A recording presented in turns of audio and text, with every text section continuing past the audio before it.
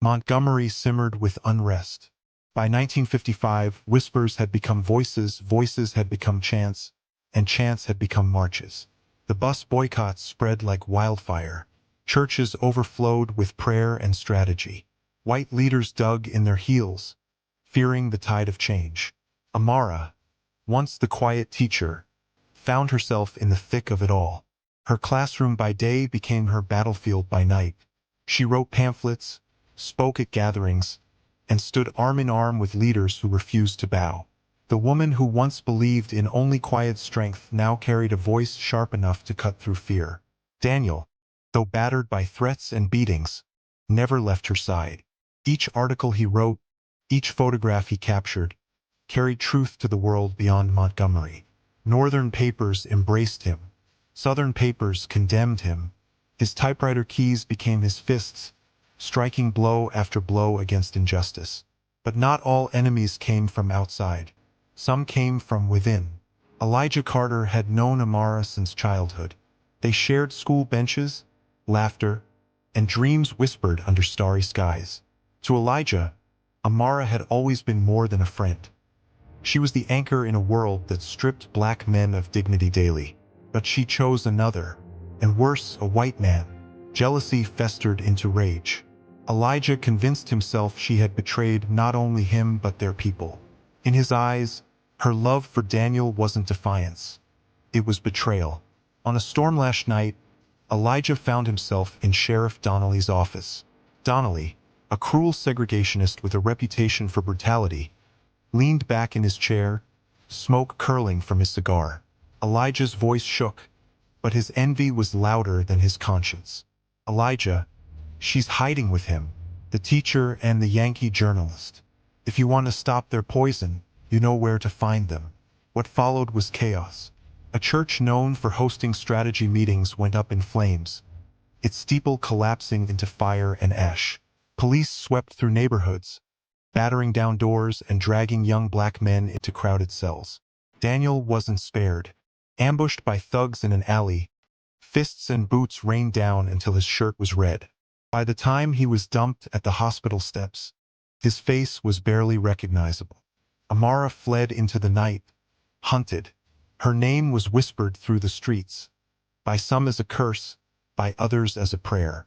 She found herself staring down Elijah in the church ruins, firelight painting their faces in orange and shadow. Amara, you didn't betray him, Elijah. You betrayed us all.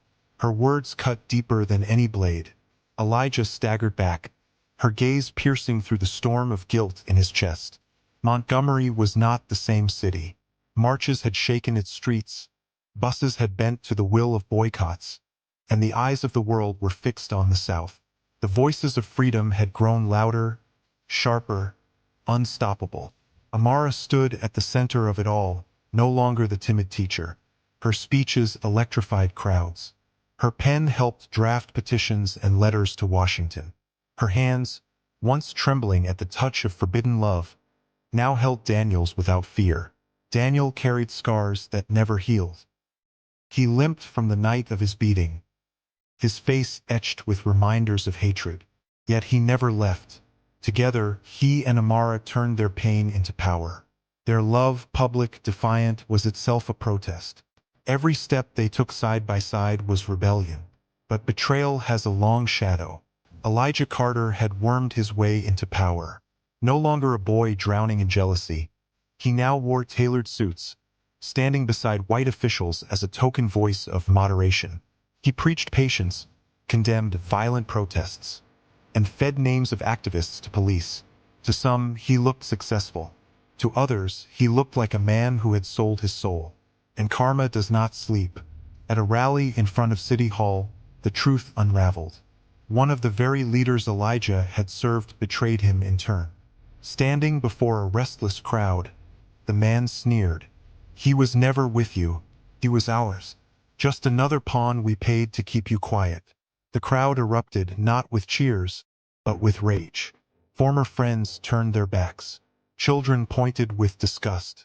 His employers stepped away, leaving him exposed, humiliated. Elijah tried to speak, but his voice drowned under the weight of fury and shame. He was left standing alone, dust rising around his shoes, a man stripped of people, cause, and dignity.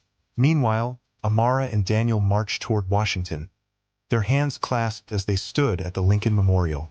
The roar of thousands rose around them, voices demanding justice, voices that could no longer be silenced. Their revenge wasn't born of bullets or fire. It was survival. It was love that refused to bow. It was watching Elijah crumble, his empire of betrayal collapsing under its own weight. The final scene lingered in contrast. Elijah sat in a broken-down bar, whiskey in hand, his reflection twisted in the glass. The radio crackled with the news. Civil rights legislation had passed. Outside, children laughed and ran through the streets, free in a way he never would be. Across town, Amara and Daniel walked hand in hand, weary but shining, swallowed by the chanting crowd.